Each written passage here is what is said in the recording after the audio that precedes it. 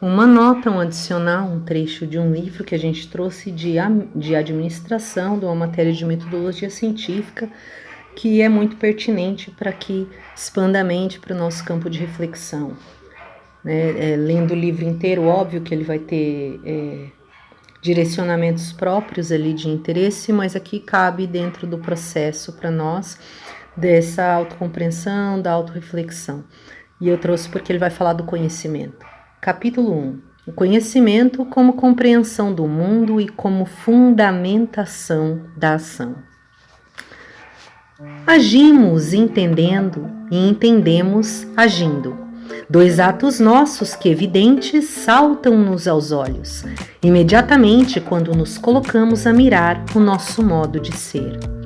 Na medida em que agimos, buscamos compreender o mundo no qual e com o qual agimos, e na medida em que o compreendemos, cuidamos de reordenar e reorientar a nossa ação, iluminados pelo entendimento conseguido.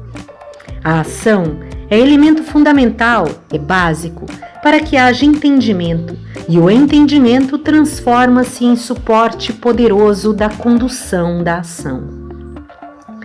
Imbricadamente num todo que só didaticamente podem ser separados, os atos de agir entendendo e de entender agindo caracterizam distintivamente o modo de ser do ser humano.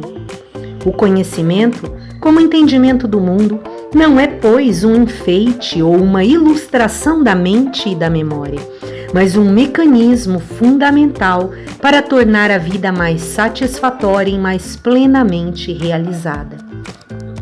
Pretendemos aqui neste capítulo de abertura das discussões das questões do conhecimento, discuti-lo como uma forma ao mesmo tempo teórico-prática e prático-teórica de compreender a realidade que nos cerca, e não simplesmente como uma ilustração verbalística, ele coloca entre aspas, ilustração verbalística, da mente, e não simplesmente como uma ilustração verbalística da mente, processada no geral pela educação institucionalizada.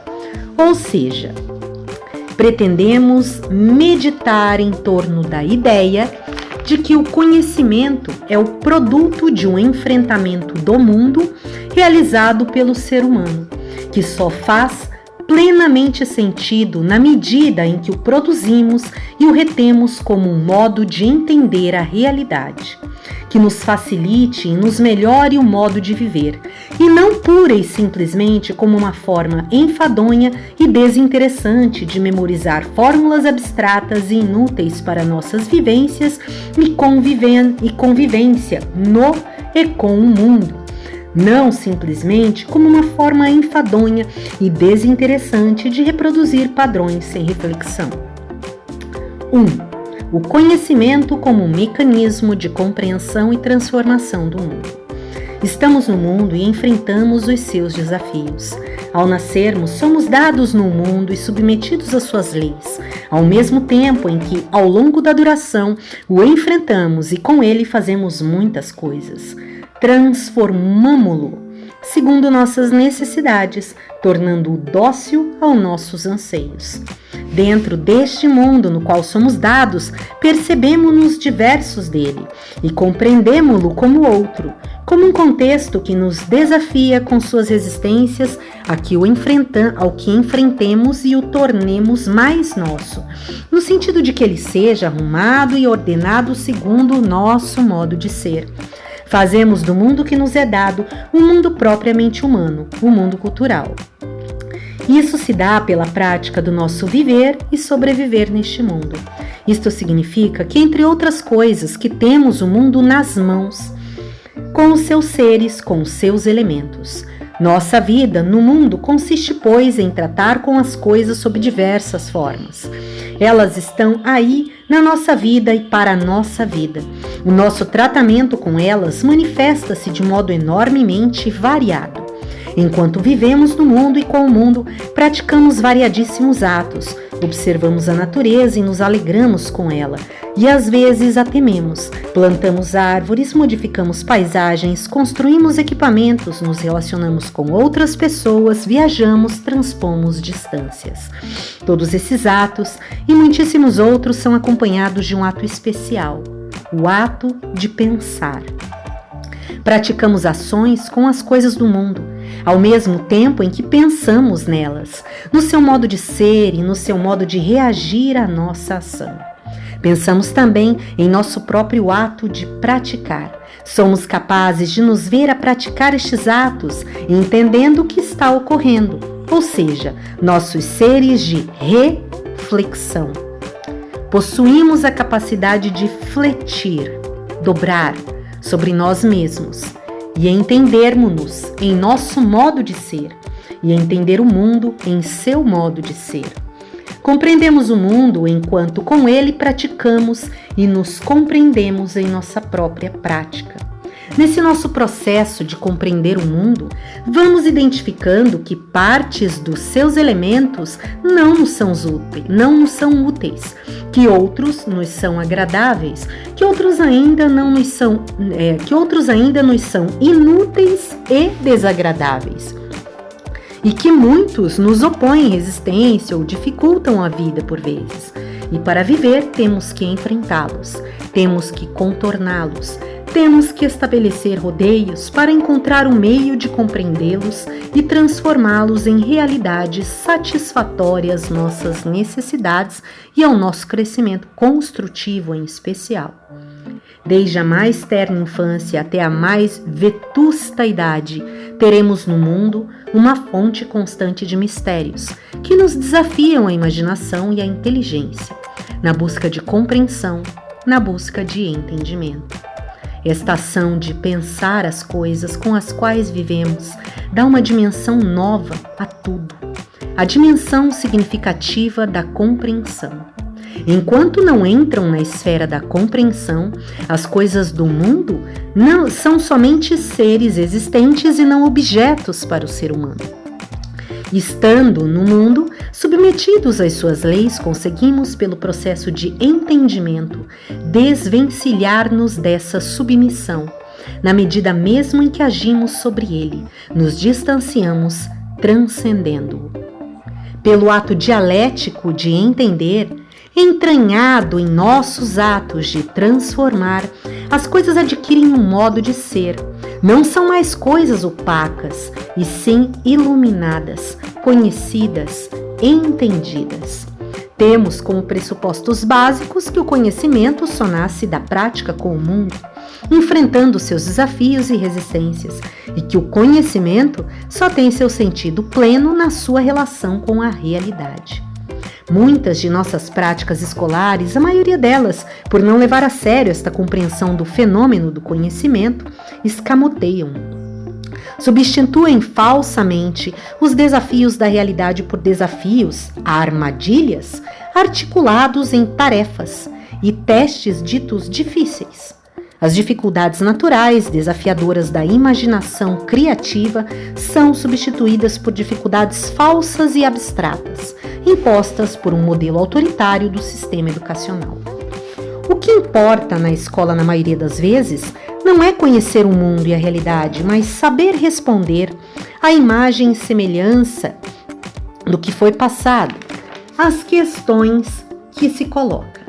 Torna-se assim mais importante satisfazer o autoritarismo do conhecimento passado que a verdadeira autoridade da realidade. Do mestre, ele coloca aqui. O conhecimento, enquanto entendimento e compreensão da realidade, faz o ser humano um ser diverso dos demais, na medida em que ele possibilita fugir da submissão à natureza. E aí aqui eu questiono o termo usado, essa questão da natureza, eu recomendo a leitura dos outros livros, né? Porque tem dentro desse, ele faz uma observação muito válida ao longo do texto todo, mas tem-se sempre essa questão porque o ser humano iniciou o seu processo primitivo, né, a partir de enfrentamentos com relação à natureza, mas aí quando ele ganha complexidade, mas não elabora bem outras questões abstratas para trazer para o campo prático, por vezes fica aquela ideia de que o enfrentamento maior é da natureza, no sentido natureza, como se fosse uma questão do ambiente, a vida, como se a vida fosse uma entidade própria, né, assim, a qual nós estamos combatendo. Então eu trago esse ponto aqui que se reflita sobre essa questão só do uso do termo, né, porque o que ele está querendo dizer é muito válido, mas do uso da palavra, de falar submissão à natureza, né, talvez se a gente colocar a natureza humana opressora ou a natureza humana autoritária, esteja mais assim coerente, né, com os acontecimentos ao qual se refere aqui, para não ficar naquele campo abstrato, porque fica aquela ideia subconsciente que por vezes se passa dentro do próprio tipo de ideia que ele tá questionando aqui, que é aquela ideia, a culpa da vida, só que daí fica como se a vida fosse uma entidade ali, sabe, contra a qual você combate. E a gente tem que lembrar de fazer reflexão de que a vida, ela é tudo que existe, tudo, desde a formiga até os planetas e sistemas astronômicos. Então, o ser humano como um indivíduo, né, com as suas capacidades ali psico-intelectuais para poder atuar e ir desenvolvendo coisas dentro da parte que é tão pequena que é o planeta Terra, né, ali mais que estaria talvez essa natureza a qual a gente não tem que se submeter. Então seria meio que uma natureza inferior que já está no próprio ser humano, né, que já está no seu próprio modo de ver as coisas, de ver até às vezes o próprio conhecimento, de selecionar ou coisas dessa linha de pensar, de refletir na natureza, né, com relação à natureza. Então, trago o olhar porque por exemplo, esse termo natureza é uma palavra que ela vai assumir diferentes conotações, às vezes, nos livros que a gente trouxe aqui nesse canal, aqui para os nossos processos de reflexão. Entretanto, lembrando que eu sempre digo que a gente tem que tentar abstrair o que de fato está vindo de mais profundo no nosso campo reflexivo e não ficar se perdendo ali em discussões de tipo, mas um diz que isso é isso e que a natureza do conceito é esse, para outro conceito é esse. Importa saber, óbvio, para poder entender qual que é a intenção do que o autor está querendo dizer. Mas aí entendendo, essa intenção, esse questionamento que vai modificar o padrão com uma coisa positiva, que é o que importa mais, né? Tem outros autores talvez usariam um outro termo no lugar da palavra natureza, ou especificariam a natureza como eu dei como sugestão aqui, por exemplo, a natureza autoritária do homem, a natureza da rigidez do homem, a natureza primitiva no ser humano, ou coisas assim, né? Então é bom fazer essa reflexão. Aí aqui ele coloca uma nota adicional de Leônidas Regenberg, Explicações Científicas, página 21, abre aspas. Enquanto o animal se submete à natureza, nos diz Leônidas Regenberg, o homem aprendeu a discernir no que o cerca aquilo que lhe causa mágoa e terror daquilo que lhe agrada e lhe é útil. Aprendeu a usar os objetos para adaptar-se à circunstância ou para modificá-la, tornando-a mais acolhedora e agradável. O caos se altera. Sobre o enigmático dado primitivo, constrói-se um mundo, isto é, uma circunstância dotada de uma interpretação. O homem altera o meio, dá-lhe contornos e organização, transforma-o em mundo, local em que se pode viver com maior ou menor facilidade, porque muitas coisas já não são misteriosas, mas úteis ou inúteis, atraentes ou repugnantes. Fecha aspas, fim da nota 1. Continuando o texto. A submissão ao peso e opacidade do mundo é substituída pela transcendência, decorrente do entendimento, tornando o ser humano senhor, senhora da situação. O fato de conseguir organizar os dados do mundo segundo o nosso modo de ser e segundo as nossas necessidades individuais significa que, pela nossa ação e entendimento, conseguimos superar as regras do mundo, às quais estaríamos submetidos caso não existisse a nossa capacidade de conhecer. Os animais vivem no mundo, exclusivamente submetidos às suas leis. Nós, seres humanos, vivemos no mundo e com o mundo, porque estamos aí, mas possuímos a capacidade de fazer coisas com o mundo, tornando-o nosso, satisfatório às nossas necessidades. Transcendemo-lo. Por conhecimento, pois, aqui, entendemos não só a compreensão teórica de alguma coisa, mas também a sua tradução em modo de fazer, em tecnologia. Aliás, entendimento e modo de fazer são duas faces inseparáveis do mesmo ato de conhecer. Teoria e prática, ação e reflexão são elementos indissociáveis de um todo, que só didaticamente podem ser distinguidos.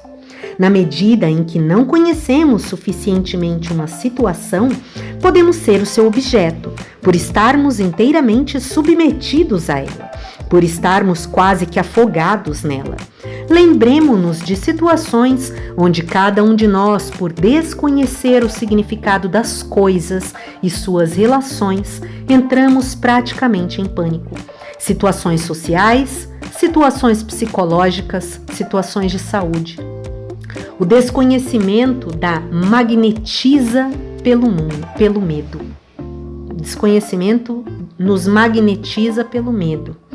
Proporcionalmente, enquanto vamos saindo do nosso estado de ignorância a respeito de uma dada situação, vamos nos tornando o seu senhor, a sua senhora, dominando-a pela compreensão teórico-prática, pela transformação tecnológica. A saída da ignorância é um dos modos de libertar-nos da sujeição e processarmos a transcendência. O conhecimento é uma capacidade disponível a todos nós, seres humanos, para que processemos de forma mais adequada a nossa vida, com menos riscos e menos perigos. O conhecimento tem o poder de transformar a opacidade da realidade em caminho iluminado, de tal forma que nos permite agir com certeza, segurança e previsão. O entendimento do mundo como conhecimento se faz tanto em situações simples do dia a dia quanto em situações complexas dos laboratórios científicos. Pode ser produzido em todas as situações em que nos encontramos, diante de um desafio, diante de uma impossibilidade que nos obstaculize a ação. Essas oportunidades impeditivas da ação podem ocorrer-nos tanto na cozinha da nossa casa quanto na rua, no trabalho, no campo quanto na indústria, nas brincadeiras das crianças quanto na sisudez dos laboratórios. A prática do conhecimento não é, pois, privilégio de ninguém, mas um direito de todos os seres humanos dotados de consciência. O privilegiamento que se faz do contexto escolar como nicho sagrado onde se produz e de onde se emana o conhecimento está baseado num posicionamento ideológico que pretende obscurecer o fato de que todos conhecem e podem conhecer, assegurando um esquema de autoritarismo, onde a verdade deve ser ditada pelos mestres para os discípulos, pelos escolarizados para os não escolarizados. Então, do que está se tratando? De observar o conhecimento como uma forma transcendente, olhando para muito além da instituição. Basicamente é isso, né? E observar a questão do termo mestre, porque como a gente faz a transmutação, o que é mestre? Mestre é alguém que acaba tomando domínio de algum tipo de conhecimento, domínio entre aspas, que domina bem aquele saber por estar se dedicando àquilo há muito tempo, né? Só que aqui ele coloca esse termo como já de um jeito mais capcioso, né? Como tratando de um indivíduo que se coloque assim, querendo impor coisas, e aqui contextualizando especificamente a questão de achar que o conhecimento é só uma questão do contexto escolar, que é bem específico, né? Então, de ampliar esse olhar, né, de que se espere que esse conhecimento ele venha só do que se é passado ali pré-pronto nas escolas, não que não tenha que ter ou que tenha que, mas o ponto aqui é não se esperar só dali, que a gente tem que sempre ir além, e que o mais importante do conhecimento que se recebe, isso seja na escola ou seja fora da escola, escolhendo os livros que você lê, as coisas que você assiste, ele tem um papel importante quando ele leva o ser humano à transcendência, e que essa transcendência ela se apresenta quando ele vai criando o seu alinhamento interno e tornando-se senhor ou senhora de si próprio, e que esse é o papel mais poderoso e mais eficaz e eficiente, digamos assim, do conhecimento e do seu uso, né? Então, continuando aqui, então ele fala aqui da questão da escolarização, né, de repente também uma crítica até traria às vezes um olhar de autossabotagem em alguns pontos, quando fica só naquela decoreba até de certa forma, né, daquilo que se aprende ali na instituição, e por outro lado, eu que já passei ali também tenho outra colocação adicional para nossa reflexão individual aqui de quem está ouvindo, que muito às vezes se critica, né, a instituição, aí vem sempre ideologia, vem uma, depois vem outra, porque tem que mudar, porque está a serviço disso, está a serviço daquilo, mas o que eu vejo, o ponto é assim, vamos pensar reflexivamente aqui, pensando como se cada um de nós aqui que está ouvindo isso, está pensando no seu próprio crescimento como ser, tá? E como também se expressar no mundo. A gente tem aí um vasto leque de áreas diferentes do conhecimento, vamos por aí psicologia, etc. Tem as matérias também lá nos outros anos anteriores à faculdade, né, ou à pós-graduação. E esses conhecimentos, eles vão ao longo do tempo vindo e sendo descobertos, vamos dizer assim, né? São basicamente descobertas que o ser humano vai fazendo ao longo do seu desenvolvimento enquanto humanidade. Vai ficando mais complexo e vai se separando em áreas e categorias para aprofundamento de cada uma dessas áreas e categorias. Entretanto, é óbvio, né, que todo ser humano queira se expandir, ele vai ter que buscar por si próprio alguma coisa a partir dali. Pensando assim, imagina que tem meio que uma ramificação de ideias, tem coisas que não vão estar ali. E tem coisas que, se por um lado a gente tem que questionar essa questão da ideologia autoritária, também tem o outro lado que não adianta querer mudar isso vindo outra ideologia para falar mal da anterior, e aí isso vem com cara de liberdade e também fica autoritária, entre aspas, né? Querendo cobrar como se tudo tivesse que vir dali, porque não tem um único ser humano que tem experiência do momento do seu nascimento até o momento presente, digamos assim, quem está ouvindo, que tenha sido igual. Pode ser parecido, mas igual não. Portanto, só isso já é suficiente refletir um pouquinho de que as suas necessidades, do que você precisa saber, do que se precisa perguntar com relação a si próprio, com relação à vida, com relação ao relacionamento, com relação ao seu trabalho, com relação a tudo, ela é única para cada ser. E aí a gente tem um vasto leque de conhecimentos que permite que a gente evolua mais rápido, já que eles já estão ali descobertos, praticados por outros, tendo ali sua aplicação ali em várias áreas da vida, mas sempre vai ter o ponto individual de cada um dali ramificar e buscar aquilo que concerne especificamente a si próprio. E disso não tem como fugir se você quiser ir para esse caminho do que ele vai falar aqui, transcendência, transcender, né? E aí saber o que é essa transcendência, pela transformação que ele fala tecnológica, que é uma tecnologia você pegar e fazer o uso do conhecimento para melhoramento do modo de fazer, que foi o que ele falou, pois o conhecimento, por conhecimento, pois aqui entendemos não só a compreensão teórica de alguma coisa, mas também a sua tradução em modo de fazer, em tecnologia. É o que ele vai chamar da tecnologia mais poderosa que a gente tem para o nosso crescimento. É o conhecimento bem aplicado, em especial início para alinhamento dessas situações do indivíduo, né? Então aqui ele falou da questão da escola, continuando.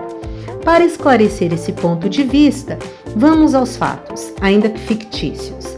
Fictícios sim, porém suficientemente generalizadores e representativos de nossas práticas constantes do conhecimento.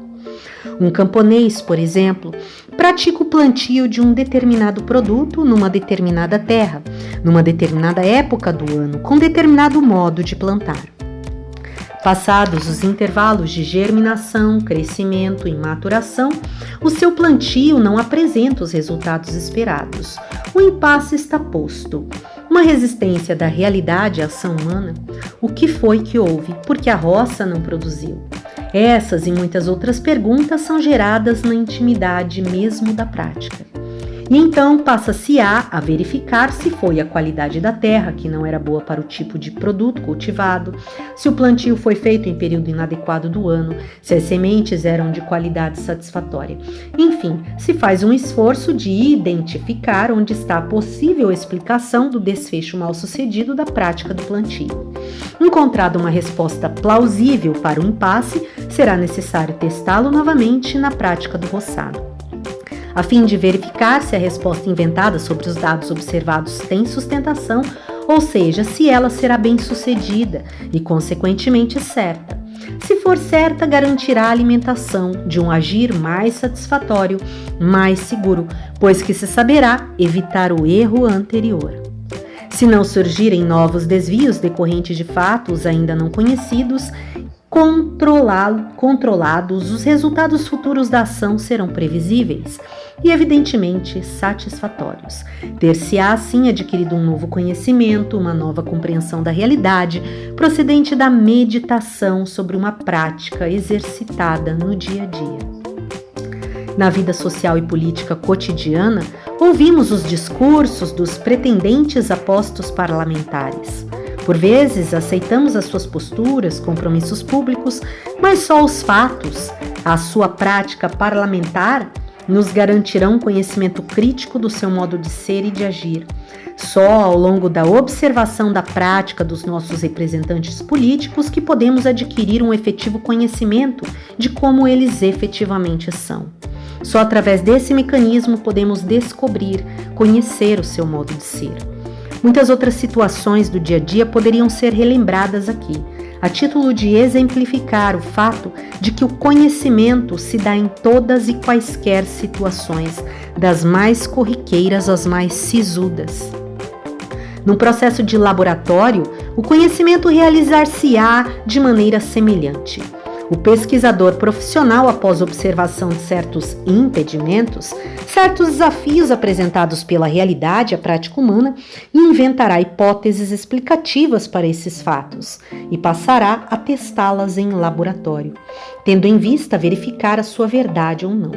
O seu problema de pesquisa nasce da observação de práticas de outras pessoas ou de sua própria prática, e o teste de suas hipóteses explicativas é prático também. O cientista, prevendo resultados de sua experiência, executa controlando variáveis na tentativa de identificar a resposta correta para o impasse observado. Encontrada a solução bem-sucedida, tem-se um novo conhecimento que se traduz em nova compreensão do mundo circundante, que possibilitará nova ação com mais segurança e mais previsão, mais eficácia e assertividade. O mesmo processo ocorre com a busca de compreensões morais e jurídicas, que norteiem a prática social de um determinado grupamento humano. Cada povo, dentro de suas relações e práticas históricas, busca e encontra compreensões valorativas que ditem as regras sociais e morais do jogo da vida entre as pessoas. Na medida em que uma cultura entra em crise, os seus valores são revistos e reinventados. Os velhos valores são substituídos dialeticamente por novos. As anteriores compreensões valorativas da vida são substituídas por novas que vêm atender às necessidades emergentes.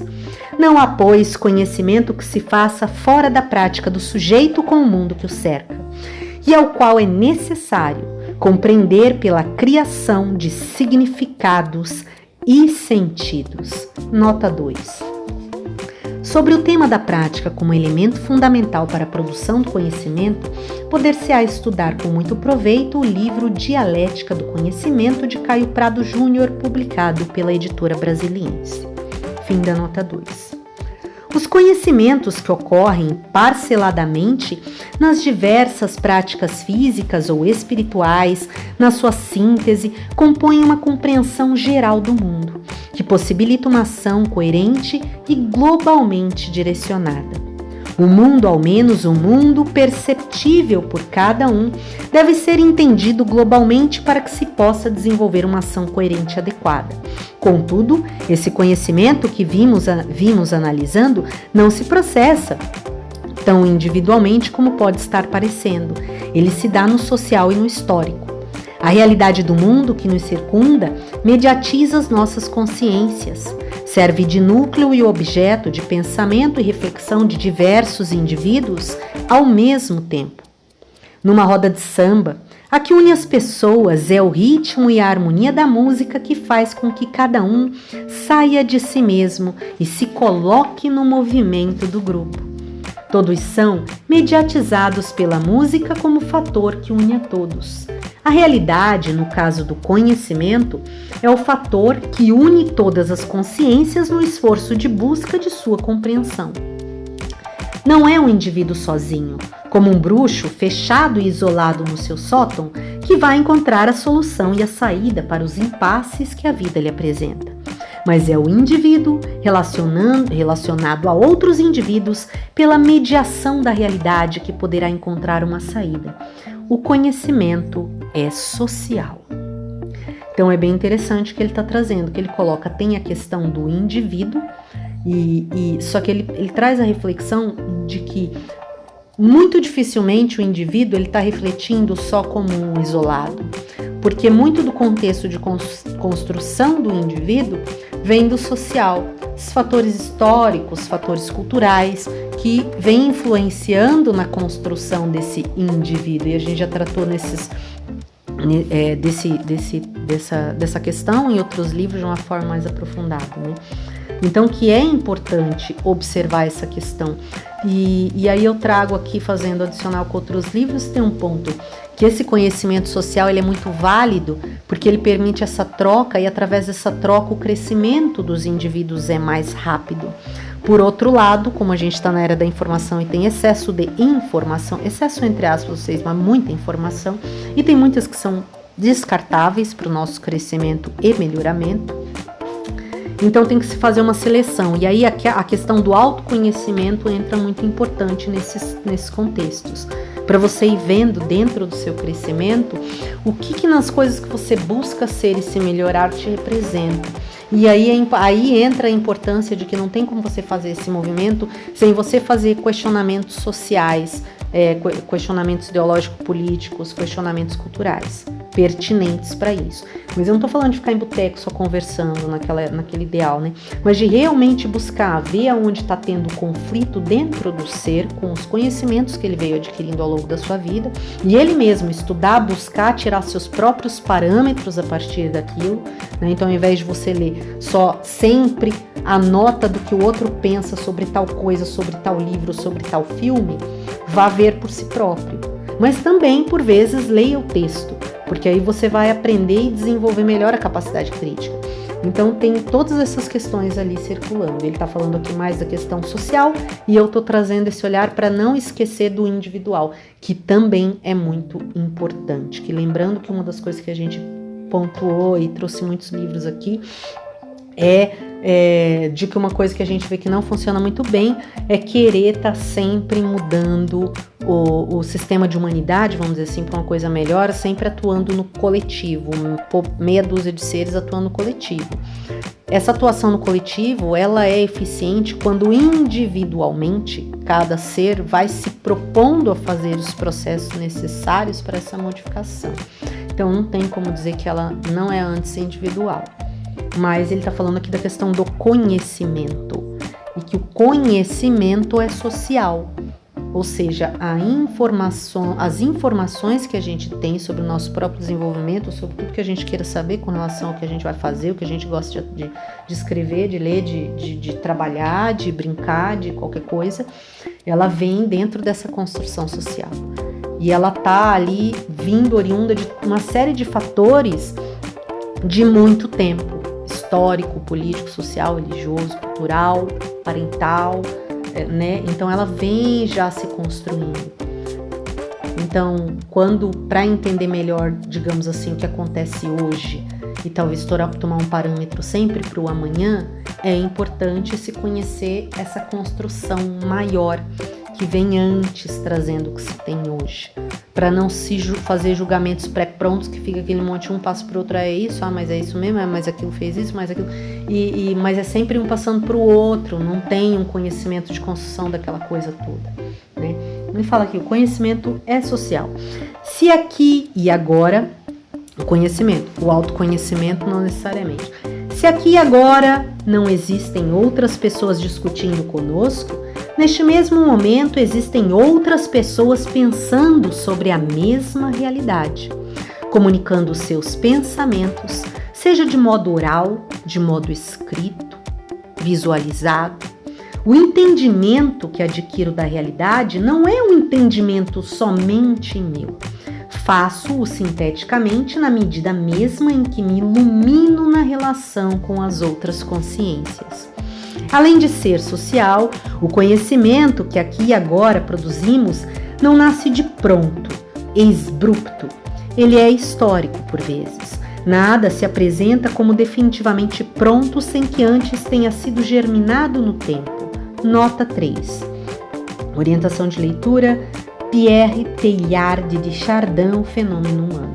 Fim da nota 3. Para produzirmos a compreensão que temos de um impasse que se nos apresente hoje, utilizamos múltiplas contribuições do passado, mesmo que se manifestem como entendimentos de partes isoladas do nosso presente objeto de discussão. Para exemplificar, uma caneta esferográfica, que agora tenho aqui em minha frente, depositada no porta-canetas, não é fruto só deste momento atual de criação. Ela é totalmente nova, mas traz entranhada em si toda uma história de contribuições.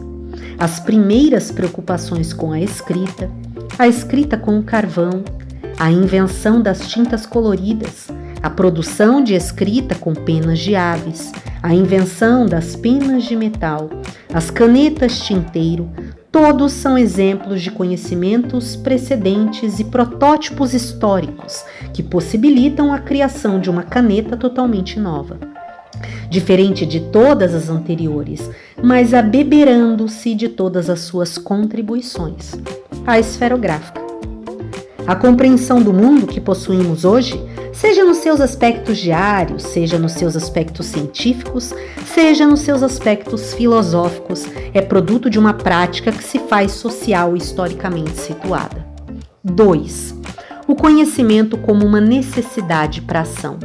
Além da capacidade distintiva do ser humano, que se manifesta pelo exercício do entendimento e organização do mundo, o conhecimento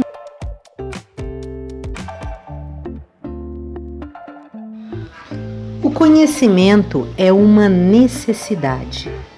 Em primeiro lugar, o conhecimento é uma necessidade enquanto modo de iluminação da realidade. Não se pode agir a não ser que se veja o caminho. Na nossa prática de visão física, sabemos que não conseguimos nos movimentar sem que tenhamos o senso da direção e o dimensionamento dos obstáculos e das passagens livres, olhos livres. Quando, estando em um ambiente qualquer, falta inesperadamente a incidência de luz, sentimos-nos um tanto inseguros, e isto se manifesta pelo nosso ato de parar imediatamente, tentando algum tipo de acomodação visual. No momento em que os vultos dos objetos se nos delineiam novamente, reiniciamos nossos movimentos gerais, evidentemente, desde que ações minuciosas dependerão da incidência de claridade suficiente para o seu exercício. Analogicamente, isso também ocorre com o conhecimento. E aí eu deixo o adendo aqui de fazer a leitura do livro lá, sobre os exercícios neuróbicos, né? Exercite seu cérebro, que é bem interessante. Uma coisa que eu observo, que ele vai falar aqui dessa questão da visão. Tem uma questão mais abstrata nesse sentido de visão, ou seja, ampliar a visão a partir de quando você tem mais recursos internos, mais conhecimento das coisas, seu campo de visão tem que ser maior, tem que ser amplificado. Né, para quem tem esse conhecimento expandido, está continuamente em busca do conhecimento, selecionando o conhecimento adequado. Aí ele faz essa analogia com relação à questão visual. E a gente traz outros livros aí que são para esse autodomínio mental, para essa autodescoberta interna. Então, a colocação que eu faço de adicional, dentro disso que ele falou aqui, e agora eu vou fazer um adendo com metáfora, que é dessa questão lá que ele faz um exercício, né, esse exercício neuróbico que eu estava falando, que é da pessoa chegar em casa e não acender a luz e no escuro tatear e fazer as coisas que ela faria assim que ela chega em casa, como colocar casaco, chapéu no chapeleiro, ali no cabideiro, onde coloca a bolsa, onde fazer os primeiros movimentos no escuro. Por quê? Porque ela vai exercitar novas funções neurais através do tato e estimulando a sua memória visual. Só que eu adiciono ainda que para quem faz os exercícios aí de autoconhecimento, meditação, autorreflexão, aquelas autoordens ali para o campo mental, isso ainda implica em mais coisas ainda que eu para mim, pelo menos, isso funcionou, para algumas outras pessoas eu vi também funcionar, que é se liberar dos medos, o que a gente chama de medo infundado, né? Que é aquele medo do desconhecido, aquele medo do que tipo, subconscientemente talvez a pessoa associe o que não tá na luz. Pode parecer uma coisa idiota, né? A pessoa fala, não, mas eu sei que é porque só tá escuro. Mas tem algumas questões ali que quando dentro do campo do inconsciente tem muita coisa negativa, alguma maneira ainda vinculada por causa das próprias informações que a pessoa se relaciona, o próprio sistema de crença qual ela está baseada. E aí, por vezes, tem-se essa analogia e isso desencadeia padrões mesmo subconscientes, desse medo do novo, desse medo do desconhecido, de ficar associando tudo aquilo que não se conhece muito bem, né, alguma coisa ruim, impelindo a superstição por falta de conhecimento de alguma coisa, superstição num sentido assim primitivo, né, mesmo que esteja num ambiente onde ela está se relacionando com coisas que estão atuais, alguns recursos mentais, digamos, ficariam atuando como eram com os povos primitivos, né, que seria o que está lá no cérebro reptiliano. Depois a gente vai fazer uma palestra ou ver se acha uma leitura bem específica só falando ali dessa questão do cérebro trino, dessa parte do cérebro reptiliano, né, que por vezes tendencia ali os indivíduos, tendencia ali o ser humano para um processo mais reativo, que é instintivo, que é onde tipo, ele está obedecendo a funções animalescas de si próprio, né, por causa da ignorância, da falta de conhecimento de algo. Então é legal fazer o exercício e até refletir sobre essa questão do exercício nesse sentido, não só de como você vai, na prática do seu dia a dia, estimular o seu campo mental para criar uma memória visual iluminada daquilo no meio do escuro, mas de como isso também pode ser libertador, liberador desses medos infundados, desses medos que eles não são aqueles medos que são ali do seu campo interno para proteção de um mal imediato, vamos dizer assim, né? Que seria o caso, por exemplo, você encosta num negócio, então você está num lugar que tem num ambiente novo, sei lá, numa floresta, em algum lugar assim, e aí vem um bicho perigoso, você ouve um barulho, algum medo assim que tipo te protege instantaneamente. É um medo infundado, é um medo do que você nem tá vendo, na verdade, às vezes a coisa nem tá ali, mas dentro do campo mental aquilo ali estava incutido. Então, nesse sentido, eu acho que também é benéfico, sabe, tanto a questão do refletir sobre isso que eu tô falando, quanto a questão da prática do exercício neuróbico, que é bem interessante, né? E óbvio, trazer conscientemente isso que eu tô falando, que não necessariamente o fato de a pessoa fazer o exercício neuróbico vai impelir ela a ter também esse processo expandido abstrato, que seria liberar esses medos infundados, medos inconscientes, medos que não têm sentido algum, culpas, vinculadas inclusive a esses medos infundados, que são oriundos do sistema de crença, projeção mental, memórias passadas que não foram boas ou coisas nesse sentido, né? Mas quando você entende isso e você reflete sobre isso conscientemente, sim, você expande a sua mente para fazer esse movimento, para fazer essa atividade. Além de treinar o seu cérebro, a sua psique, para fazer essa iluminação mental da memória do espaço que você tá transitando, mesmo quando ele está no escuro, liberar de todo esse padrão do medo do desconhecido, que é aquilo que você não está vendo. Porque nada impede de que o desconhecido seja bom, né? Então, tipo, tudo isso aí tá dentro do sistema de crença. Qual é a diferença do ser humano pensar que a surpresa é uma surpresa? Surpresa pode ser boa. Se a mente está tendenciando que a surpresa, porque aí no estado não sei o que é, pode ser ruim, então tem uma crença ali que está sustentando essa coisa. Uma memória que precisa ser curada, uma emoção, um padrão de conduta negativo do indivíduo, ou coisas dessa natureza, coisas do ambiente. Então é bom, né, a gente ter esse campo reflexivo. Quando conscientemente a gente tem essa reflexão, a gente expande a mente a partir de coisas bem práticas, como é o caso desse exercício neuróbico, que é para questões ali do seu campo perceptivo, sensorial, mas mais para atividade prática, de você entrar, de você se movimentar ali no seu dia, de você facilitar, de você melhorar os exercícios ali, as suas conexões neurais, expandindo para esse campo abstrato, né, que vai interferir no campo eletromagnético do indivíduo, também expandindo o campo eletromagnético do indivíduo nesse sentido.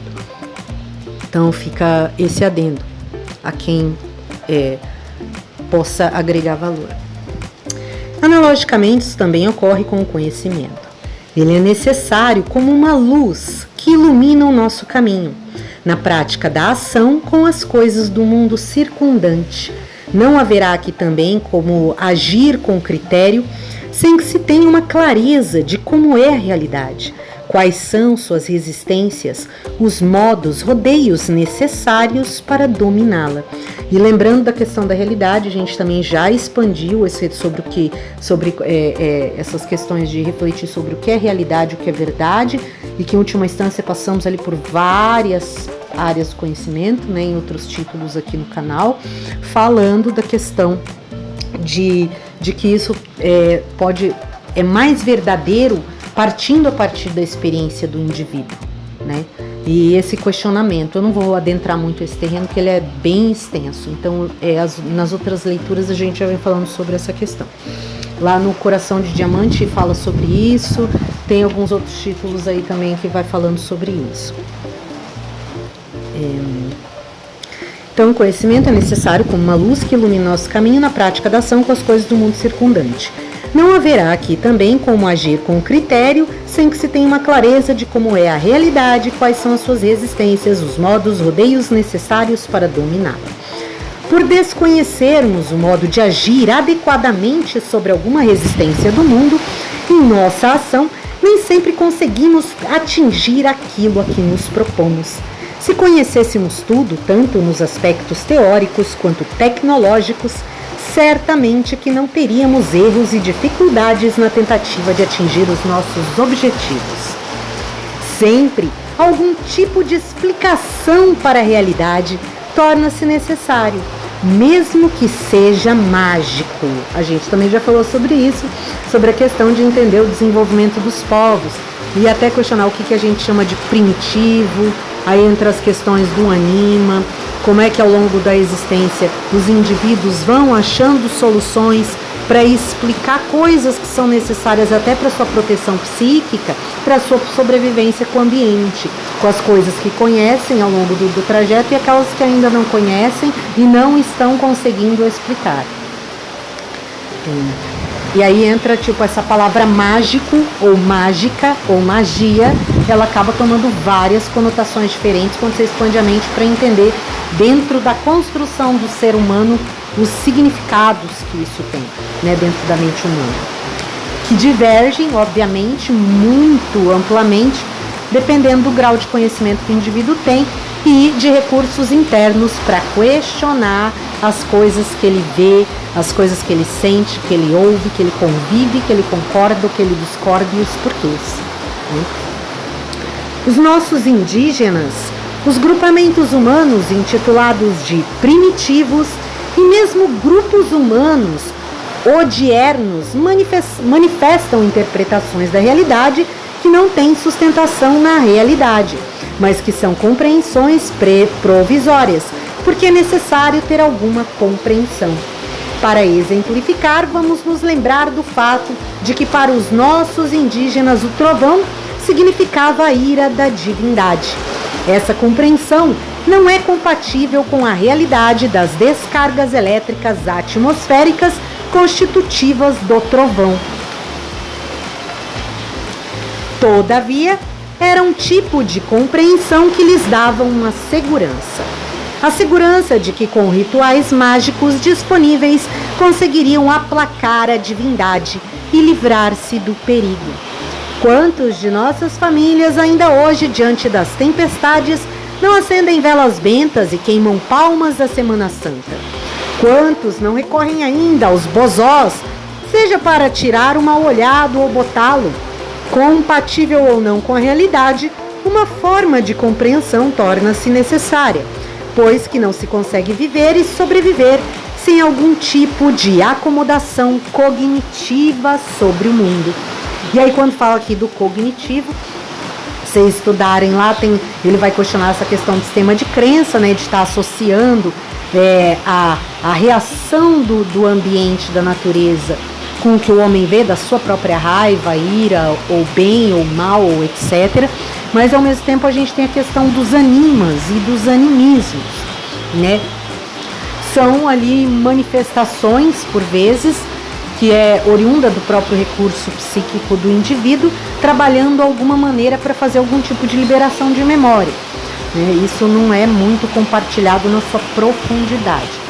E eu recomendo que façam uma leitura para entender melhor desses padrões, porque quando a gente vai ver aqueles ritos, né, daqueles povos que por vezes antigos, povos de tribos, né, que fazem aqueles rituais onde eles têm corporações ou coisas parecidas, que aquilo ali, apesar de a gente entender que algumas coisas não condizem com o que de fato se vê, eles estão buscando o seu recurso de compreensão para viver no mundo, tem função de sobrevivência psíquica e emocional para aqueles povos, de alguma maneira. E é um sistema bem complexo de aplicação, né? Então é interessante também observar essas questões quando se lida com esse tipo de atividade. E se questionar se aquilo seria talvez uma falta de autodomínio psíquico por causa da falta de conhecimento, né? Ou uma forma de autodomínio psíquico por causa do enfrentamento e também da falta de conhecimento de alguma coisa, ou da falta de expansão para poder questionar os campos de realidade, né? Tem várias coisas aí que a gente pode aprender quando estuda esse segmento de atividade. Continuando. Todavia, sabemos que o conhecimento necessário para o ser humano é o conhecimento verdadeiro, compatível com a realidade e suficientemente funcional para a vida humana. Só a criticidade do conhecimento pode fazê-lo satisfatório. E aí a gente tem que ver essa questão de realidade também, porque dentro do campo de realidade a gente tem as coisas que estão acontecendo no mundo, mas a gente também tem um indivíduo que observa. E esse indivíduo que observa, ele tem dentro do seu campo psíquico um grupamento de informações que une o que ele já se relacionou e o que ele está se relacionando, os conhecimentos que ele tem que vão juntar ali a forma como ele pensa ou vê o mundo, né? E que por sua vez interferem no seu campo de percepção, campo cognitivo, né? Então esse quesito de conhecimento verdadeiro é uma coisa que deve ser sempre questionada antes, em primeira instância, quando você está querendo descobrir uma verdade de si próprio no mundo, individualmente, no seu próprio campo de construção, obviamente, né? E aí os enfrentamentos que se tem no dia, você começa a ver que é por causa dessa diferença de conhecimento ou não conhecimento de algo, né? Por vezes uma dificuldade na fala, na conversa de um indivíduo com o outro, porque uma palavra para um tem um sentido para um, mas tem um sentido para outro, falando no conceito que se põe naquela palavra, ou mesmo a palavra com os conceitos diferentes. E quando o ser humano está muito limitado, dentro de um rito, de um dogma, de uma visão de mundo muito limitada, ele acaba não percebendo, às vezes, que quando ele está conversando com outro, por vezes podem estar até concordando em alguns aspectos, entretanto não percebe porque não está com esse campo ampliado de percepção, de ter conhecimento dos outros universos, né, que vão compondo tudo. E aí, lógico, mantendo o seu padrão de alinhamento interno, buscando observar o seu papel de indivíduo dentro de tudo isso ao longo do que ele vai se construindo, para também não se perder ali no meio desses montes de diferenças. E aí sim, ver aonde a diferença ela é construtiva. Né? Se tem uma limitação e está sempre condicionando que só pode ser assim o mundo, só pode ser aquele partido, só pode ser aquele Deus, só pode ser aquela coisa. Está limitando o campo de percepção dele próprio e até a capacidade de diálogo com os demais. E isso não é só na prática, quando você está conversando com o outro, inconscientemente. Né? Você vai entender lá as questões do campo de vibração, do campo eletromagnético do indivíduo, das pesquisas mais atualizadas descobertas, pode gerar uma repelência para um ser que é mais expandido, por exemplo, né? Não é uma questão de que ele é melhor ou pior, de ficar julgando, é que tem mais complexidade. Então, às vezes, ele vai gerar, entende? Porque o campo está com uma limitação, está botando um bloqueio. E aí esse bloqueio, quando se relaciona com o outro que não tem bloqueio, o outro que não tem bloqueio ele afasta, ele vai buscar outro que não tem bloqueio, mesmo que seja um movimento inconsciente. Então é legal refletir sobre essas questões, como é que está dissipando no campo mental, qual é a crença que está embasando o indivíduo, se ela é verdadeira ou se ela não é verdadeira. Porque esse verdadeiro, né, a pessoa tem que buscar antes, dentro do seu campo de construção, qual foi a experiência, o que ela foi vendo, e não é só a questão também do campo de construção da experiência, a coerência. A coerência é um ponto muito importante. Coerência interna do indivíduo e coerência também da próprio sistema da crença que está ali. Porque é aí que você sai do campo supersticioso, né? Que fica aquela coisa de tipo, não sabemos e nunca saberemos. Isso é uma limitação. Com certeza, todas as grandes consciências que fizeram o planeta Terra avançar em qualquer um dos segmentos não pensavam assim. Porque se eles pensassem assim, dificilmente eles descobririam o que não tinha sido descoberto ainda. Já estava aí, só não tinha sido compreendido. Com certeza, essas mentes não botam essa limitação. Não sei, nunca saberei, porque como sou pequeno. Né? Então, você tem que... esse saber que sou pequeno dentro de um campo maior de atividade, quando a gente vai conhecendo, tomando conhecimento das coisas, ele tem mais a ver com questões do nosso alinhamento interno, de conseguir reconhecer como o universo, como essa inteligência que cria tudo é grande e diversificada, como ela se renova e como ela é mutante a todo tempo. Mas não no sentido de limitar esse campo interno do seu potencial criativo. Essa confusão é a confusão que a gente tenta evitar ou ir se afastando através dos processos do alinhamento interno e desse campo de conhecimento que a gente vem compartilhando aqui. Para questionamento, para processos reflexivos ao longo da leitura e etc. Então, o conhecimento pode ser libertador não só de indivíduos, como de grupos humanos e de nações. Nos tempos atuais, a detenção do conhecimento é um tipo de poder disputado entre as nações. Conhecimentos de diversos âmbitos são transportados em segredos de Estado, a fim de que não sejam repassados a outras nações e possam vir a ser utilizados no futuro com exclusividade, tendo em vista o aumento do próprio poder. E aí aqui mais um adendo, como que é o processo reflexivo, vamos fazendo isso para não ir deturpando a mente, sempre juntando os conhecimentos. Poder. Palavra poder, porque quando a gente faz uma leitura dessa, é a mente querer tendenciar e colocar que o poder é ruim pela colocação que ele está fazendo aqui. Poder é poder. Poder também é poder transformar o mundo, poder é poder cuidar de alguém, é poder ter mais saúde, é poder ser mais bonita, é poder enriquecer, é poder muita coisa.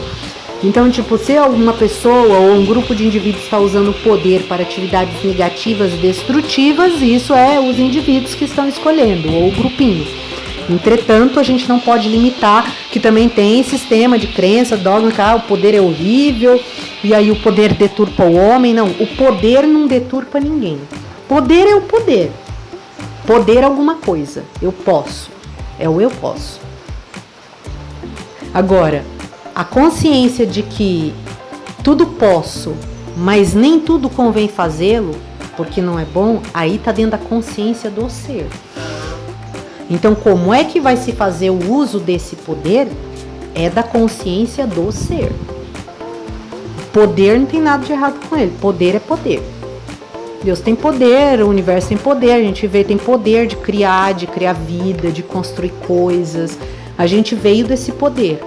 A gente é oriundo desse poder. Então, a gente também tem poder. Poder de criar, poder de ser criativo, poder de descobrir coisas novas, poder de fazer muita coisa.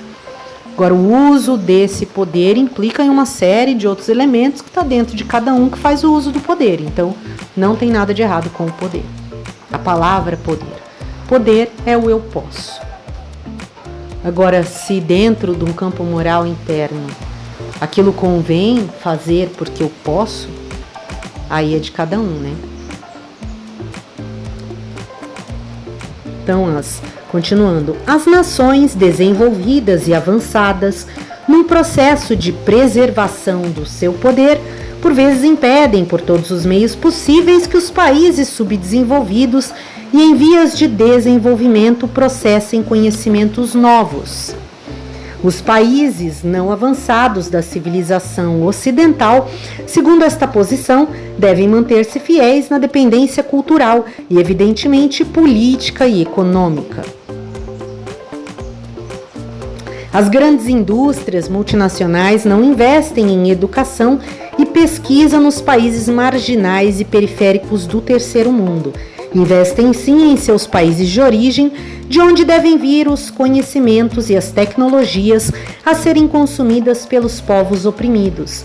Diante disso, está claro que o conhecimento e a sua produção independente é uma das formas de libertação.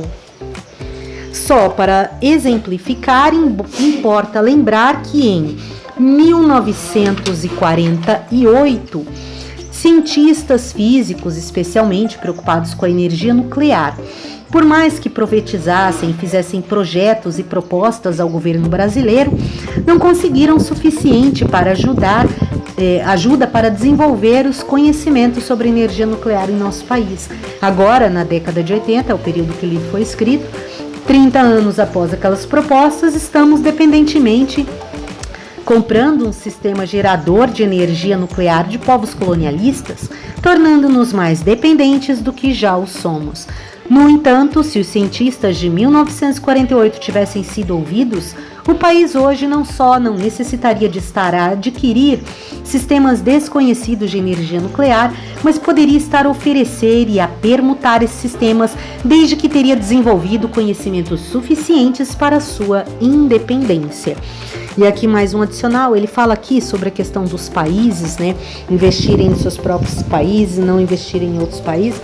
Aqui também implica um outro estudo ampliado antes de que a gente venha a abraçar a ideia só dessa maneira, não que isso não acontecesse, que é a educação financeira. Né? Tem algumas coisas, educação financeira, não estou falando só de fazer conta, de ter conhecimento de como é que a economia se desenvolveu ao longo da história.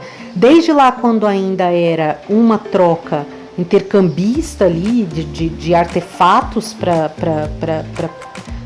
fazer gerar um sistema econômico entre os indivíduos, ali já nos primitivos, quando começam ali a sair do campo dos nômades e vão aprendendo cultivo, aí vão crescendo, vão virando uma pequena comunidade, aí vão aprendendo, vai ficando grande, vão aprendendo a fazer os sistemas de trocas. Desde aquele período, e como é que isso veio de lá até chegar aqui para desenvolver? Por quê?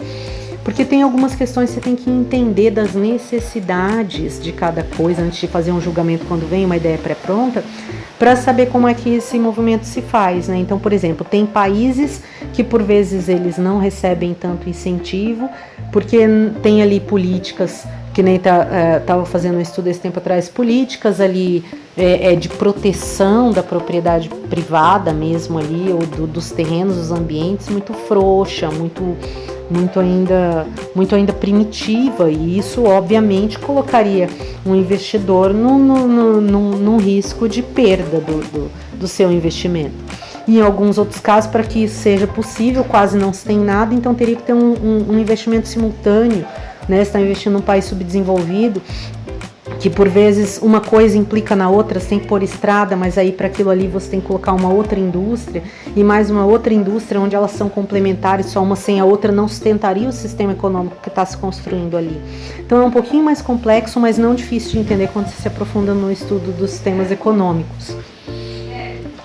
Então eu recomendo fazer alguns estudos, tem muitos canais hoje no YouTube aí que dão essa educação política, financeira, principalmente educação econômica, né, sobre esse desenvolvimento da economia, para a gente fazer uma reflexão mais aprofundada. Isso muda até a nossa visão política diante das coisas muitas vezes, né, de uma forma mais positiva, né, menos conveniente ali, né, nos grupinhos mandraqueiros de partidos ou coisas dessa natureza. Então vamos lá. Estava falando sobre energia nuclear. Contudo, se o conhecimento é um mecanismo de libertação, pode ser usado também como um mecanismo de opressão dos outros. O psicólogo, analista, pode tornar o seu cliente um eterno dependente de seus conselhos, devido ao fato de deter um tipo de conhecimento e de poder com o qual trabalha, sob pagamento, servindo aos seus clientes. Quantas pessoas não deixaram de ser dependentes dos confessionários dos padres para assumir dependência dos psicanalistas e psiquiatras? O médico, advogado, professor, quantos não usaram os conhecimentos que detêm para exercer uma atividade de opressão sobre os outros? E aí aqui eu faço um adendo da recomendação de leitura dos livros do Dr. Brian Weiss, que é bem interessante, que ele vai no contraponto da atividade. Qual que é o foco ali? Ali ele trabalha com regressão vidas passadas, concorde ou não, né, e vidas passadas já tentando, que eu já falei que é muito mais coisa, tem a ver com vidas que passaram, ponto, início é isso. Então, porque tem gente que já sai dali porque muito supersticioso, já vai, não, mas é em que encarnação, eu acredito, eu não acredito, nem procura saber e querer ver do que se trata mesmo e já vai criticando, né? Acaba perdendo uma oportunidade boa ali, às vezes, de solucionar algum problema. Então, eu já faço esse adendo, vale muito a pena.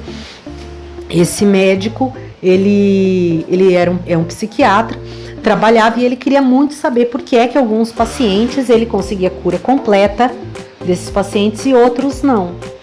E com esses questionamentos ele acabou descobrindo ali nas práticas clínicas deles um monte de coisa que ele não esperava. Ele mesmo não esperava e estava muito longe até de qualquer sistema de crença ou não crença dele, pessoal, enquanto indivíduo. Mas ele se abriu para fazer esse processo investigativo e graças a isso, né, pessoas ali que talvez passassem o resto da vida internadas ali em hospitais psiquiátricos conseguiram ter 100% de cura, que é o caso da personagem que lá ele intitula Catarina, né, para compartilhar, para não falar o nome da pessoa que ele tratou, mas que são casos reais ali, né? Então a gente já tem um livro aqui, tem um outro livro dele que acho que chama Muitas Vidas, Muitos Mestres, se não me engano.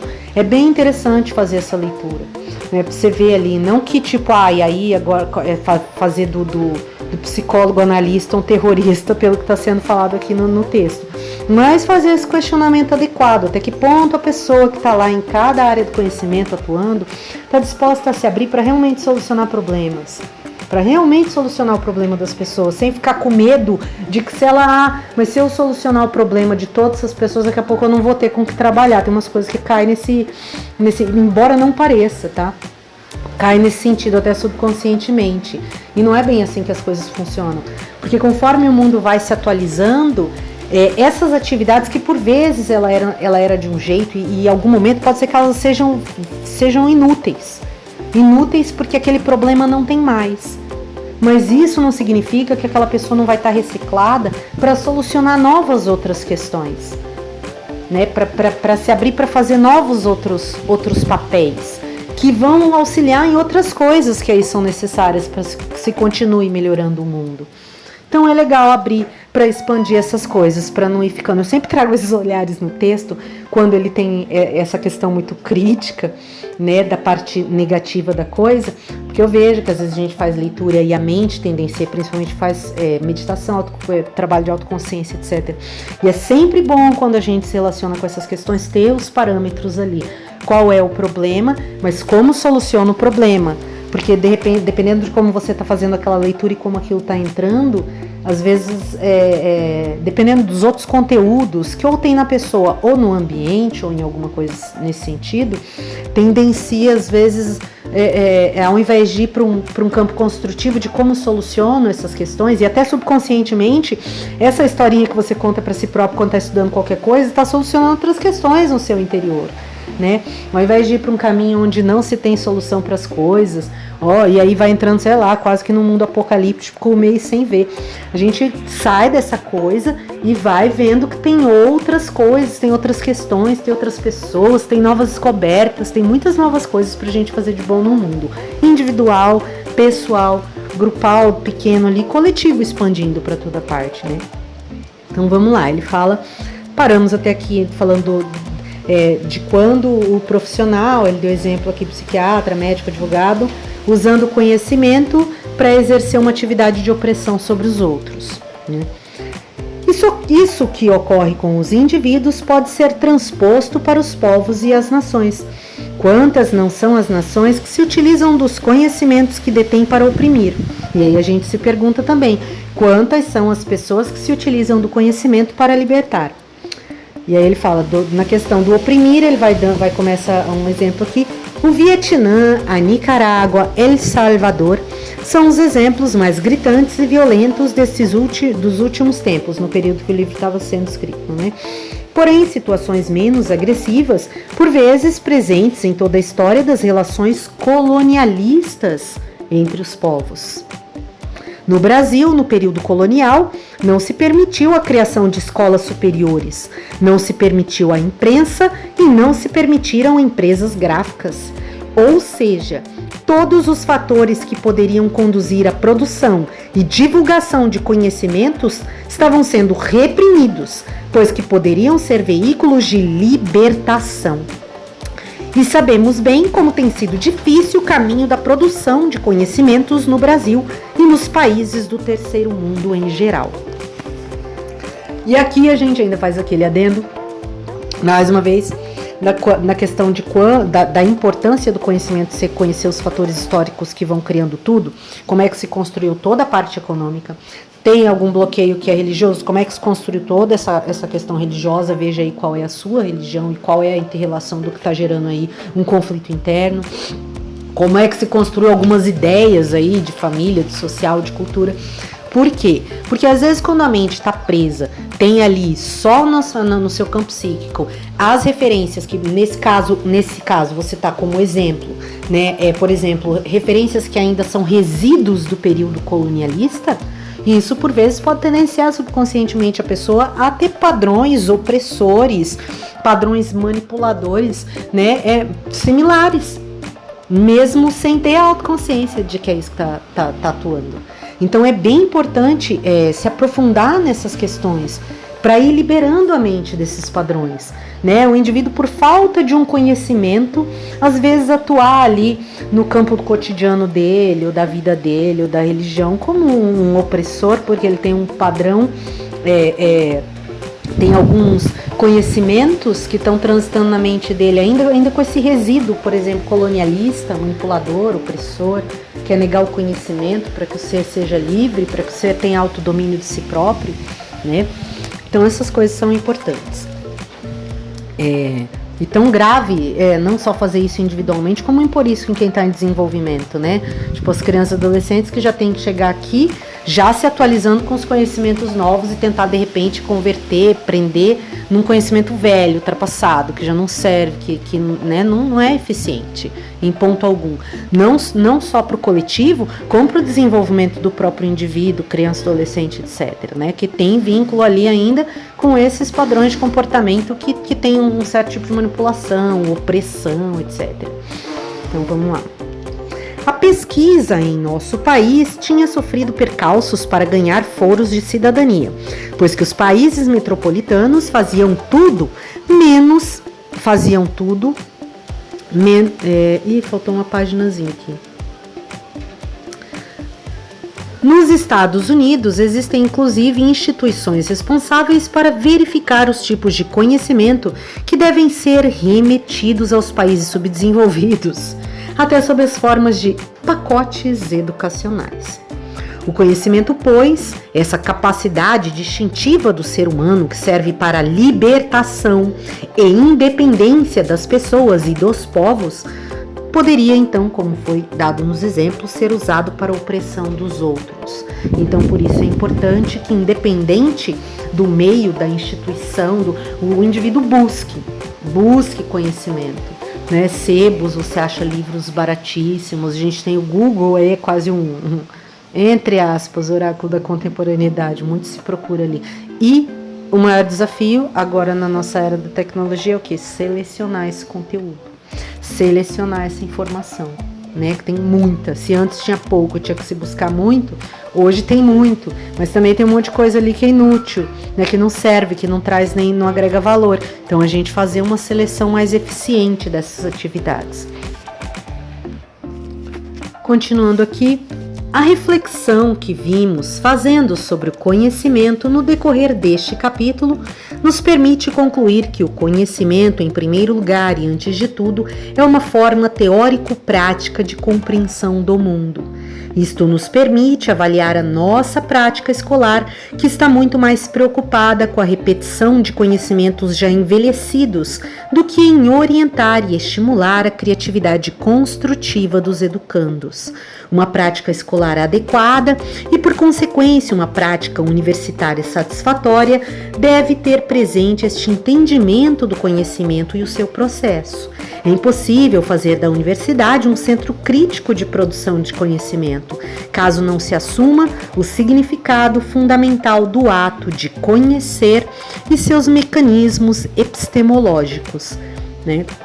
E aqui, no período era, acho que bem mais grave, mas hoje, pelo menos na minha experiência, eu já vejo uma modificação muito positiva, assim, de muitas escolas, a maioria particulares, né, já bem mais atualizadas com essas questões, né, trazem aula, por exemplo, de psicologia, para o aluno ali se identificar melhor, não sei até que grau, né, em alguns momentos isso seja eficiente, também depende da forma como está sendo trabalhado, mas já é uma mudança e um melhoramento bem grande, né, trazendo outras questões já mais atualizadas, das descobertas físicas, e isso é muito bacana. E aí implica também, eu adendo, que tipo, os pais, né, se atualizem em algumas atividades, porque isso também muda o padrão mental, diminui o campo de desidentificação que às vezes acontece porque um ainda está com aquele conteúdo velho lá, sem atualização, e já se fizeram novas descobertas, e aí nessa nova mente que está no seu ambiente, essas novas descobertas estão chegando. Então é legal você estar inserido nessas novas descobertas. O papel da consciência crítica que possui a universidade, como tivemos oportunidade de definir em momento anterior dessa publicação, não poderá ser realizado sem que se compreenda o conhecimento como um entendimento do mundo e que essa compreensão oriente os menores atos pedagógicos e acadêmicos da prática universitária. A nossa prática pedagógica universitária, prática de professores e alunos, de educadores e educandos, não poderá desvincular-se desse entendimento e orientação, sem que se caia no perigo constante de fazer da instituição de ensino superior um escolão, retentor e repetidor de velhas fórmulas já desacreditadas pelo tempo. Então, estar em contínuo movimento de mudança para algo melhor, se atualizando sempre. E aí cabe para nós aqui, ele está falando muito aqui da questão pedagógica, universitários, mas e vendo aqui o que enquanto o indivíduo que está aprendendo se posicione para essa questão de auto-reflexão, se posicione como você o mestre e você o aluno ao mesmo tempo, desenvolvendo esse autodomínio de busca, né? o desbravador, o descobridor, e ao mesmo tempo você, o professor, o discípulo, o mestre e o aluno, tudo dentro de ti. E aí você vai buscando a coerência e o movimento que vai se fazendo dentro, para que esses papéis vão te impelindo para um caminho de coerência interna. A compreensão epistemológica do conhecimento como entendimento do mundo deve ser um dos meios teóricos que norteia nossa prática universitária sadia, se queremos efetivamente fazer a universidade.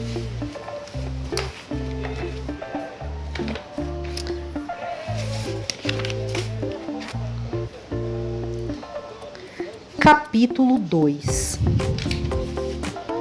Conhecimento filosófico e científico. No capítulo anterior, discutimos o conhecimento como uma necessidade humana de compreensão e transformação da realidade circundante. Lá, o conhecimento apresentou-se-nos uno, desde que o tratamos a partir de sua finalidade geral, que é tornar o mundo inteligível, esclarecido nos seus elementos e modo de ser. Aqui, vamos estudá-lo a partir de pontos de vista diferentes. E então teremos oportunidade de verificar a sua divisibilidade e, consequentemente, diversidade, tomando como critério não a finalidade geral do ato de conhecer, mas sim os objetos e os respectivos métodos de abordagem. Não vamos, evidentemente, dedicar-nos a um estudo exaustivo das possíveis classificações do conhecimento, pois que isso seria impossível no contexto e limite desse nosso trabalho. Mais que isso, não interessa o alcance e a amplitude que pretendemos dar a este nosso estudo, um tipo de tratamento com tais características e monta.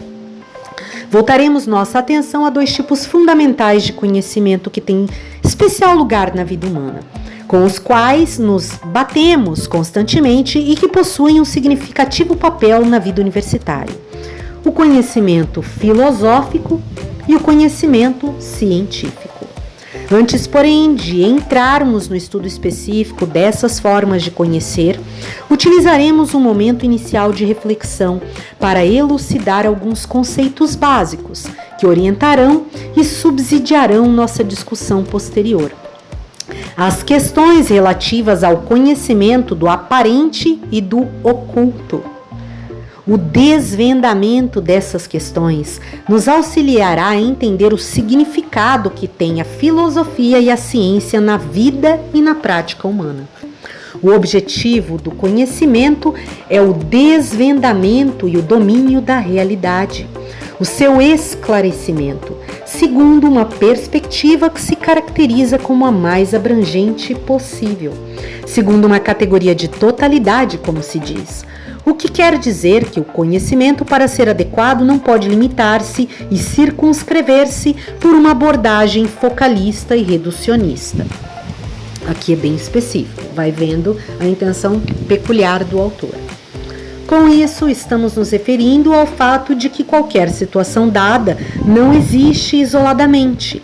Ela se dá num certo conjunto de fenômenos interligados. Sem a visão desse conjunto de elementos interrelacionados, a nossa interpretação da situação estará sofrendo desvios, pois que estará atrelada a um ou poucos e reduzidos aspectos do fato que estamos estudando. Estaremos, assim, tendo uma visão focalista e reducionista da realidade. Então, aqui implica também na questão de estar desconsiderando, por vezes, a diversidade das coisas e, às vezes, coisas que a gente já citou aqui, às vezes finda as respostas de uma certa pergunta que foi feita, aparecem novas respostas e elas podem não estar na mesma área do conhecimento. Elas podem estar em outra área do conhecimento, que é complementar aquela área do conhecimento. E aí, se a pessoa fica ali procurando sempre no mesmo lugar, não acha nunca, porque aquela peça para montar esse quebra-cabeça, às vezes, não está ali. Então, ele fala dessa questão focalista. A interpretação focalista ou reducionista da realidade nos dá um conhecimento aparente da mesma, pois que ele estará baseado nas primeiras e primárias impressões que o mundo circundante nos oferece. E aqui eu vou dar um exemplo, né? Vou trazer um exemplo bem específico do que ele está falando. Por exemplo, a gente trouxe aí também a leitura do Homem que Calculava, né? O Homem que Calculava é um livro de um árabe e ele tem um caráter profundo religioso bem interessante e que tem até várias notas adicionais e observações. Um livro muito antigo, um livro muito vendido, muito lido. De como esse autor, apesar de ser ali de uma religião que a gente pode dizer bastante limitante, quando você vai se aprofundar ali, em especial no período dele, limitante em certos aspectos, assim, no sentido do próprio texto que é seguido, né, a forma de como se faz a diferenciação dos povos. Ele insere ali indivíduos brilhantes de vários outros contextos, que ele não desmerece nem descredibiliza por ser de um outro segmento. E aí o adendo que eu faço, usando isso como exemplo, é algumas observações interessantes que foram feitas ali e também lá nas conferências do Thomas Carlyle. Tem uma das 6 conferências dele que fala de Maomé, usa essa referência, né? Que ele vai olhar como é que naquele período, para aquela coisa e para aquela descoberta, aquele indivíduo que para hoje está numa crença primitiva, ele foi brilhante para solucionar algumas questões e às vezes até um pouco dentro do contexto dele, do enfrentamento pessoal dele de grupo, até criativo, digamos assim, para solucionar as problemáticas com aquele conteúdo construído daquela maneira. Só que quando você se aprofunda e você olha o olhar daquela personagem tem existido ou não, tá? Daquele indivíduo, aquela referência que está trazendo aquele conteúdo de conhecimento. E você olha todas as outras questões que ele não considerou, né? Você vê isso basicamente que ele está falando aqui. Então, por exemplo, quando você pega um texto religioso, uma Bíblia, você vê a Bíblia de um, a Bíblia de outro, e sempre tem um caráter de, esse é o único. Mas você vê que ele está escrito a partir do ponto de vista daqueles indivíduos. E aí tem um monte de outros povos no planeta Terra que naquele mesmo momento estão fazendo descobertas extraordinárias para o seu crescimento e saindo do seu campo de primitivismo. Só que de outras maneiras, com outros nomes, com outras formas de práticas e ritos e etc. Né? Então, quando você toma como verdade absoluta só olhando aquilo ali, desconsiderando todo o mais, por vezes você pode perder algum tipo de resposta muito importante que você está querendo encontrar. Eu estou dando esse exemplo porque foi um dos estudos que pessoalmente eu fiz aí muito nos últimos anos, que era essa questão das religiões para ir cortando dogmas limitantes, etc., julgamentos ruins internos, coisas dessa natureza. Que algumas perguntas que apareceram para mim acabaram que eu teria que ir ali naquele campo para fazer o questionamento.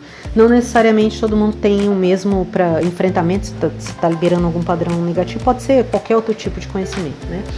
Mas aí, então, eu tô dando esse exemplo. Então, você começa a ver que, tipo, quando tem essa finitude de coisa no conhecimento, tá? E não é assim, querendo atacar aquele indivíduo que pôs essa limitação, mas é o campo de amplitude de visão que ele tinha. O campo de amplitude de visão dele estava condicionado, às vezes, dentro daquilo que ele podia ver naquele ambiente que ele estava, e o outro. Só que tem os outros povos que estavam se construindo. Hoje não tem mais essa limitação desse campo de visão de amplitude, né? Era da informação. Você busca, você vai saber se está acontecendo alguma coisa lá do outro lado, se é assim, se não é. E ainda mais ter um autodomínio mental para ver como é que o que você manda tá voltando para interferir, de repente, no seu campo de realidade, na informação que você está trazendo para você do que é o mundo de fato, ou se está acontecendo, ou do que está acontecendo, né? Se o que se abriu é verdade, se tem alguém manipulando informação, tem um monte de coisas. Então, e você vai, quando você vai tomando essa autoconsciência, estudando esse processo de construção, essa limitação vai saindo. Que muitas vezes essas limitações, o grave delas é que carrega-se ali, mesmo que sutilmente, muito preconceito, conflito, né? Por quê? Por causa de um julgamento limitado, oriundo de um campo de visão limitado, que fica se condicionando num dogma limitado, que não está considerando o processo de evolução dos povos todos. Então, tipo, tem a humanidade. Na humanidade aí você tem um monte de grupos aí, de seres que foram se construindo ao longo do tempo, dos milênios aí, de formas diferentes, foram fazendo suas descobertas para sair do campo do seu primitivismo de formas diferentes, né? Então, a gente não limitar em verdades que pareçam absolutas, né, que vem com uma cara de verdade absoluta e por muitas vezes está ali presa ali num certo primitivismo, que nem parece primitivismo, mas que fica tendenciando ali o ser humano a um campo de limitação, né, e limitando o campo de visão desse indivíduo, do mundo, das pessoas, das possibilidades, das diferenças de como elas podem ser complementares. Então é interessante isso. E a investigação interna, que aqui o nosso foco é a investigação interna, apesar desse livro não ter esse interesse. Né? Lembrando que antes que alguém fale, mas não tem nada a ver com o campo para que põe, porque quando você vai fazer um trabalho de processo interno, qualquer conhecimento, qualquer coisa, você está trabalhando com o seu psíquico. Então tudo que você se relaciona pode ser uma base de referência para você, de repente, encontrar as perguntas certas que vão trazer as respostas certas. E pode estar em qualquer tipo de texto, em diferentes ambientes, em diferentes caminhos que se percorre para chegar num lugar e numa resposta certa. Certa em que sentido? Certa no sentido que te leva para ser melhor, que te leva para construir, que te leva para ganhar mais, que te leva para estar mais feliz, que te leva para estar mais bem resolvido, que te leva para se sentir realmente inserido no mundo e não ser um escravo do mundo, ser um senhor de si próprio, uma senhora de si próprio, sem se sentir culpado por isso, por algum primitivismo passado ou coisas dessa natureza.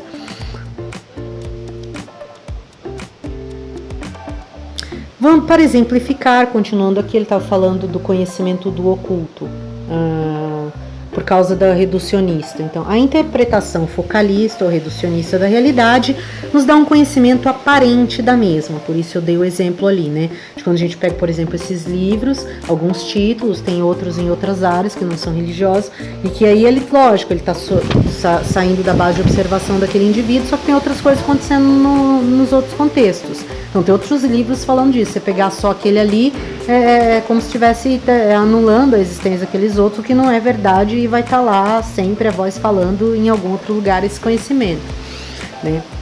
Então, e achando ali as vozes que falam o que realmente está dentro desse campo que vai trazer uma edificação maior, positiva, construtiva, eficiente e para você ser senhor senhora de si mesmo. Está falando. Continuando. Pois que ele estará baseado nas primárias expressões que o mundo circundante nos oferece. Está falando da impressão focalista. Fica olhando só aquele meinho, o mesmo meinho, quadradinho. O conhecimento, por outro lado, que produz uma interpretação dos dados do mundo a partir de uma visão de globalidade, de conjunto, irá em busca do oculto, pois as revelações entre os fatos não são visíveis, ele põe entre aspas, de imediato, mas tão somente através de determinados recursos de investigação e raciocínio. Assim sendo, o conhecimento do aparente é aquele que se apresenta reducionista e focalista. O conhecimento do oculto é aquele que vai em busca das relações, tendo seu fundamento na categoria de totalidade. Para exemplificar, vamos tomar como objeto do nosso estudo um professor generoso, não autoritário, bem relacionado com os educandos, promotor de ensino-aprendizagem como processo de conhecimento da realidade. Um bom professor, afinal. Tomando-o como objeto de nosso ato de conhecer a realidade escolar, chegaríamos à conclusão de que a escola é ótima, excelente promotora do desenvolvimento dos educandos. Então, e aqui é só esse trecho, esse aqui já estava entrando no capítulo 2, então só com esse pedacinho aqui que já estaria tendenciando para a continuidade do outro, você vê como é que a questão também do campo de experiência pessoal interfere no campo de julgamento do que você vai ter, do que é bom para a realidade ou não, e se você tem essa referência ou não.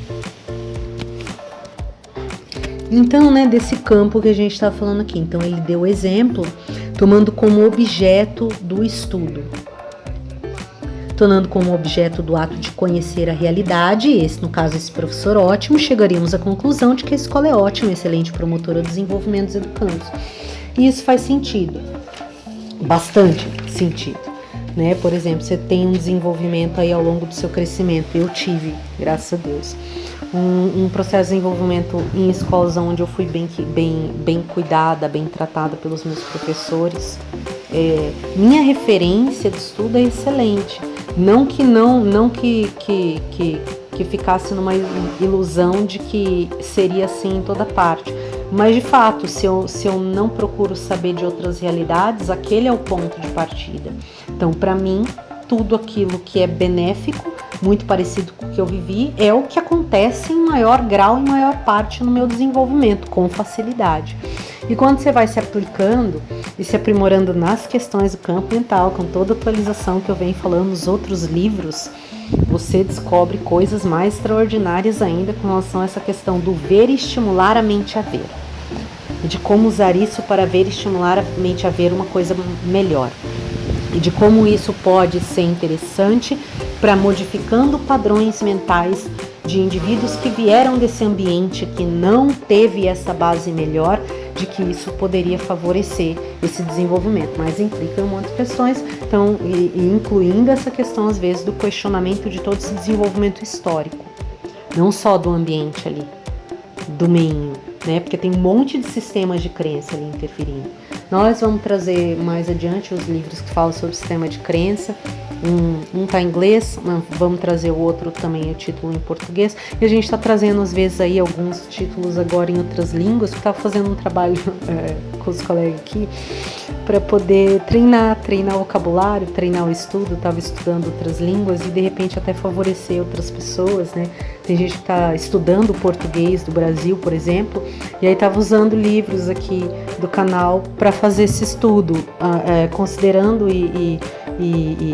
o fator de estar selecionando um conteúdo para expansão de consciência, né? Para já estar fazendo esse estudo dentro do campo de que se viesse a trazer algum problema, algum programa inconsciente que traga uma coisa bacana já na língua nova que está chegando. A gente vai trazendo esses outros. Então fica aqui esse trecho do livro, o conhecimento como compreensão do mundo e como fundamentação da ação. Ele tem, óbvio, né, desde da faculdade antiga, um caráter bem mais prático das coisas, uma questão que fala do conhecimento, mas também do processo da educação, mas nós temos títulos mais atualizados. Quem quiser ler esse livro, vamos deixar o nome, mas ir questionando é sempre importante, se abrindo para conhecer coisas novas. Lucchesi Cipriano Herol, uma proposta metodológica, como que fazer a universidade, uma proposta metodológica. Editora São Paulo, Cortez, 1991, 232, aqui a página do livro.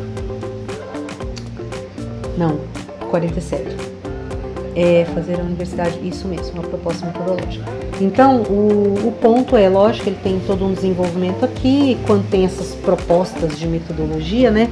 É legal ler do que se tinha antes para o que se tem hoje, e dentro do seu campo de expansão de consciência pessoal, até questionar o que se pode agregar, que hoje, dependendo do grau que você expanda a sua mente se relacionando com as novas descobertas do mundo, você às vezes perceba que dentro do campo de coletivo, algumas coisas, mesmo que você e um grupo de indivíduos, até grande, junto com você, já perceberam algumas mudanças necessárias, para que elas sejam aplicadas na prática, numa instância maior, vai-se uns anos, né? E aí, às vezes, você, enquanto pessoa, indivíduo, no seu ambiente familiar ou um grupo, não precisa ficar esperando esses anos. Você pode inserir essas atualizações com a sua própria capacidade de investigação, de interesse, de buscar ali para aqueles que são mais jovens, que estão vindo, e você se atualizando também com esses que são mais jovens.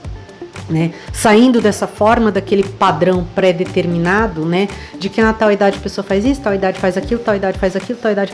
E aí, às vezes, a pessoa está vivendo uma insatisfação de vida lá só porque ela está inserida num programa, num arquétipo, num mito que não condiz com a realidade interna dela, né? Por causa desses fatores externos. Então, essa autoconsciência é interessante. Aí você continua evoluindo.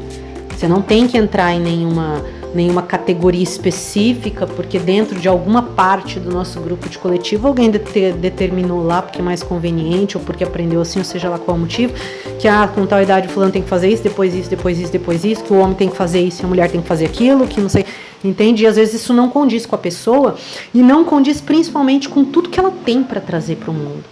E aí que é o que eu vejo de mais grave, né? De a gente ser e ter no planeta indivíduos que têm uma vasta qualidade informativa e consequentemente, para uma ação construtiva e produtiva, e ter esses indivíduos podados por causa de crenças limitantes aí, né? Que podiam estar trazendo muita coisa para o mundo. Isso para mim, assim, é inaceitável, inadmissível, né? Então, por causa dessas ideias, pequenas ideias bestas, que vão passando com cara de verdade aí, junto com um monte de dogma, né? De que tem que ser assim, de que é cheio de condicionamento, e aquele tem que fazer isso, e pode parecer que não tem relação, mas às vezes isso interfere sendo uma coisa tóxica, né? É também um ponto que seria igual aos baobás lá, que o Pequeno Príncipe tem que remover lá do terreno, né? São esses condicionamentos também negativos, que querem atrapalhar o progresso, o crescimento, a mudança, essa vastidão, essa riqueza de coisas novas que podem chegar, de coisas criativas, né? Principalmente na questão que vai impelir o indivíduo a ser senhor e senhora de si, num modelo muito mais elaborado para a sua autossustentação e para dos demais, né? Então isso é bem interessante. Então fica aqui esse adendo desse livro. Fazer a Universidade uma proposta metodológica. Poucos desses livros eu tenho, já adianto, tenho interesse de trazer para cá, porque a questão mais é fazer um questionamento, para se de repente a pessoa se relacionar com isso, né? Porque esses livros, uma boa parte deles, quando eu li, eu vi que eles têm meio que uma tendência, às vezes sociopolítica muito bem definida, mas é legal por vezes outra a gente trazer de sistemas diferentes também, às vezes controversos, para ir selecionando, aprendendo a colocar nosso campo mental para poder fazer essa limpeza, né, de não ficar mais preso naquele dogma, naquele partido, naquele rito, naquela religião, naquela coisa, e vendo que realmente faz sentido, que realmente é coerente, né, fazer um julgamento só para selecionar o que é bom para o padrão de comportamento e para o padrão de ação, não fazer um julgamento que tendencialmente vai ficar fazendo uma crítica negativa, né, que acaba sendo tóxico para o próprio indivíduo. Então a gente vai buscando ali, como se estivesse, né, fazendo ali a limpeza da semente boa, da semente que não está boa, e selecionando ali para nós o que é bom e o que não é, o que já está velho, o que não serve mais, o que já precisa ser liberado e deixando para trás. Um abraço.